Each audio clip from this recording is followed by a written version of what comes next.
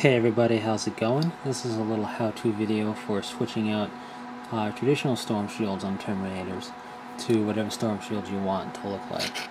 And I did it with this guy first. He's got that lion's shield here in place of a regular storm shield. Now what you're going to need is the shield you want to replace. Well, the shield you want to use to replace the traditional storm shield. The storm shield arm, as well as the storm shield itself, which has the hand on the back. And here's my shield that I'm going to use to replace. Now, quick note here, when you're picking a shield to replace the storm shield with, make sure it's of appropriate sizing. If you lean over here, hopefully you can make out in the shadow that these are essentially around the same size. Like if you take this and put it on top of it, it's basically close to the same size. So it works, as you can see on this model here.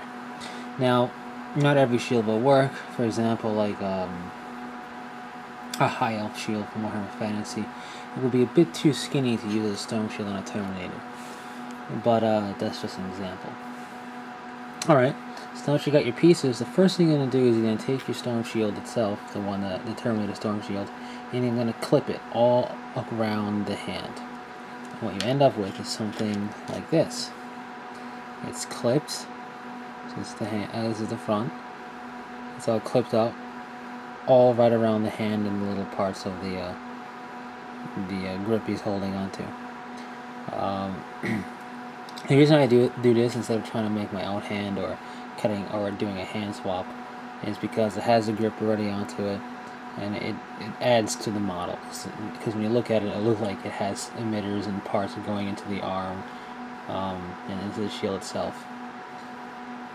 Alright, but you'll notice you still have the sculpted front of the shield. You won't be able to glue well with this still here. Now you can. You could glue this straight to the shield you want, and then just you fill in the big gaps with green stuff or whatever. But what I like to do is use my clippers and clip a bit of that off and then file it down. But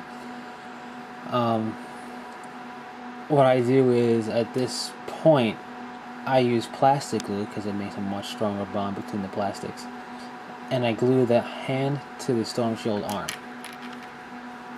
So I glue the hand to the arm and let the plastic glue fully dry, so it essentially melts the two together a little bit, forming one piece, essentially.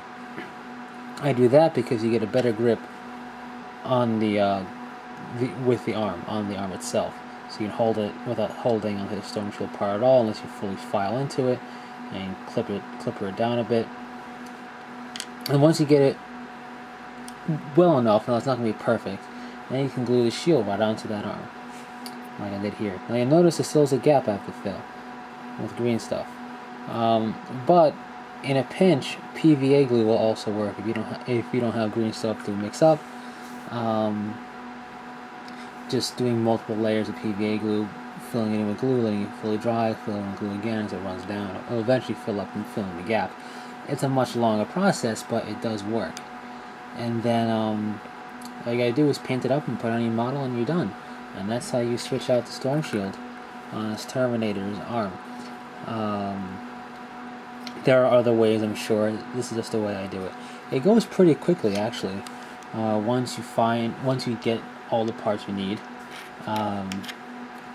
just clipping around the storm shield itself, or clipping the storm shield pieces down to size like I showed you, goes pretty quickly. The longest part is waiting for the plastic glue to dry.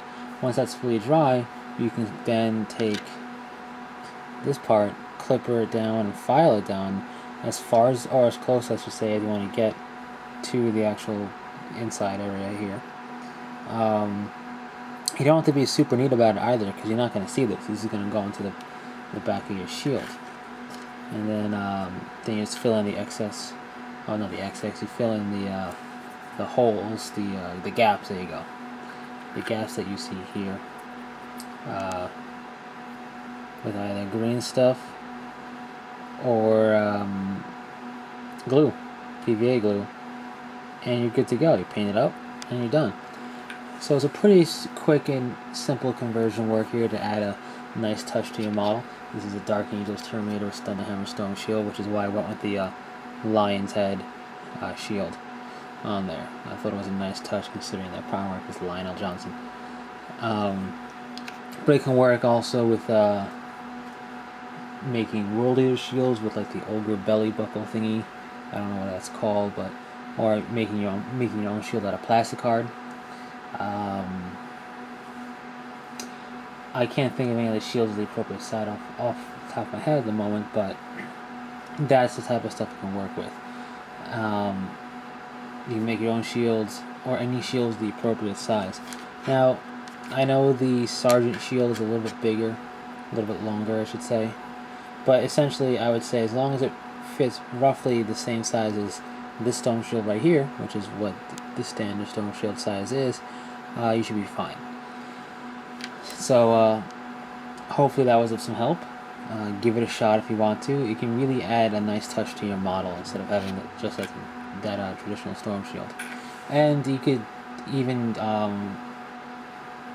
use these shields without making such a extensive conversion process on power armor. Just glue it to the power armor arm. Maybe add a bit of cabling in the form of guitar wire. Yes, I said guitar. In the form of guitar wire. And that's pretty much it. So anyways, that's a little bit off topic. But Terminator Storm Shield swap out can really add a nice touch to your models. So anyways, that's it. And until next time, take it easy.